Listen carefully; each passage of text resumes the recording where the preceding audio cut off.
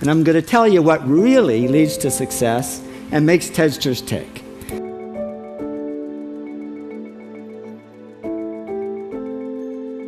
This is really a 2-hour presentation I give to high school students, cut down to 3 minutes. And it all started one day on a plane on my way to TED, 7 years ago.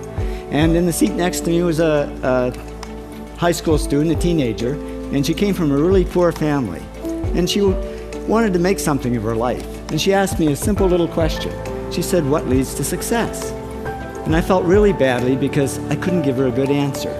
So I get off the plane and I come to TED.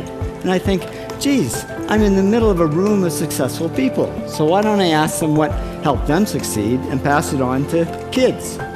So here we are, 7 years, 500 interviews later, and I'm going to tell you what really leads to success and makes TEDxers tick.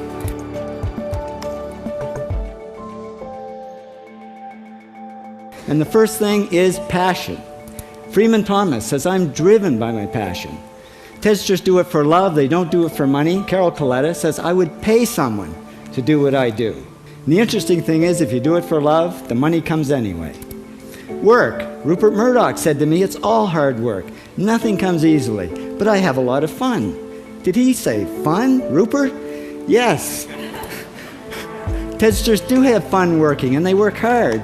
I figure they're not workaholics, they're workaholics. Good. Alex Garden says, "To be successful, put your nose down in something and get damn good at it." There's no magic, it's practice, practice, practice.